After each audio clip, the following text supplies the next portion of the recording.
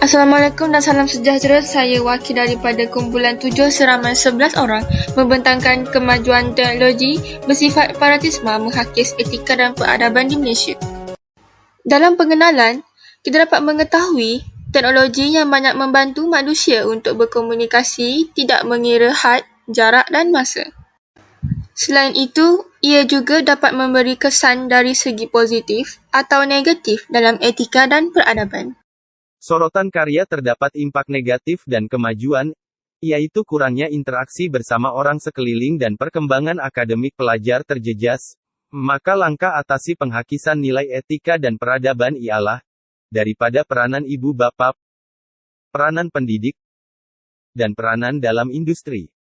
Analisis kajian. Analisis kajian mempunyai 3 bahagian, yaitu bahagian 1 maklumat responden, bahagian 2 penggunaan teknologi dan akhir sekali bahagian 3 yaitu kegunaan harian. Maklumat responden yang kami peroleh adalah jantina, umur, pekerjaan dan pendidikan.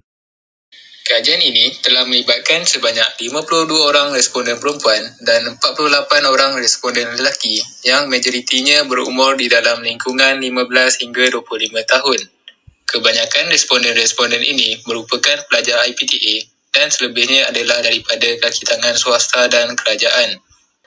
Majoriti responden yang terlibat dengan soal selidik ini mempunyai tahap pendidikan diploma dan ijazah sarjana muda. Kebanyakannya, rata-rata responden mempunyai teknologi seperti telefon pintar atau komputer riba sendiri. Tujuan responden menggunakan sistem teknologi ini adalah sebanyak 81% dalam pendidikan dan hubungan sosial seperti berinteraksi antara satu sama lain. Kekerapan penggunaan teknologi dalam masa sehari sebanyak 32%, 10 hingga 12 jam sehari. Untuk bahagian kesan teknologi kepada masyarakat, kebanyakannya bersetuju sebanyak 56% bahawa teknologi amat memberi kesan negatif ke atas pendidikan awal kanak-kanak. Selain itu, ramai juga yang bersetuju sebanyak 55% bahawa penggunaan teknologi ini memberi kesan terhadap etika dan peradaban di Malaysia. Dan penggunaan teknologi juga mendorong kepada plagiat dalam isu pendidikan. Saya akan bertanyakan pendapat kepada saudara Badrul. Pada pendapat anda, apakah impak negatif penggunaan teknologi yang begitu besar terhadap etika dan peradaban dalam masyarakat?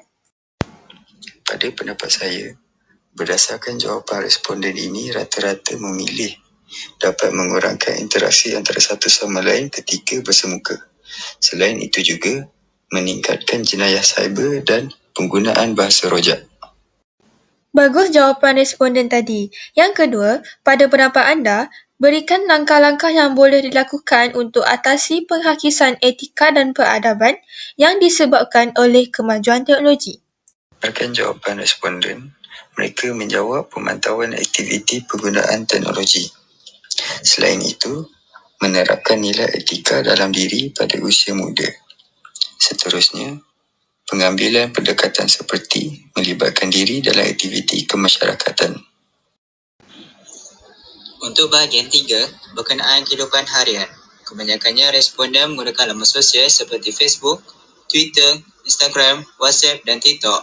Selain itu, mereka juga mencari kenalan baru di laman sosial dan mereka juga menggunakan teknologi ini bertujuan yang positif. Seterusnya, responden banyak menghabiskan masa dalam hiburan berbanding ulang kaji pelajaran.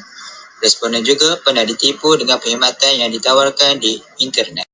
Kebanyakannya mereka jarang sekali menggunakan internet untuk mendapatkan sumber berunsur pornografi. Rata-rata responden rasa bersalah jika mereka membuat turun perisian tanpa kebenaran. Dan mereka juga mengetahui bahawa program yang mereka buat turun mempunyai spyware. Kebanyakan responden selalu menerima pautan link yang membawa ke laman web negatif. Responden sering diperangkap menerima email dan meminta mereka memberi maklumat peribadi dan menawarkan ganjaran yang lumayan. Seterusnya, responden tidak pernah menyebarkan maklumat palsu di internet sebab mereka tahu maklumat palsu yang disebarkan akan membawa pembalahan. Kebanyakan responden tidak mengetahui untuk memintas email orang lain dan mengetahui kata laluan orang lain. Selain itu, Responden juga selalu menerima mesej yang menawarkan ganjaran yang lumayan. Kebanyakan responden mengetahui etika dalam menggunakan teknologi maklumat. Sebab itu, mereka menggunakan teknologi ini bertujuan yang berfaedah. Mereka juga sokong jika penggunaan etika dalam teknologi maklumat dimasukkan dalam pembelajaran. Mereka juga sokong bahawa akan dikenakan tindakan kepada sesiapa sahaja yang menyalahgunakan kemudahan teknologi maklumat. Dan semua responden mengaku bahawa mereka tidak akan melanggari etika dalam menggunakan teknologi maklumat. Untuk kesimpulan, kemajuan teknologi telah memberi kesan yang buruk kepada peradaban dan etika. Tanpa etika dan peradaban, maka akan hancurlah sesebuah bangsa, budaya dan juga sesebuah negara. Untuk bahagian cabaran, pihak media massa boleh menyebarkan iklan-iklan yang berkaitan kesan penyalahgunaan teknologi kepada masyarakat. Setiap individu pula memainkan peranan mereka daripada terjebak dengan perkara negatif.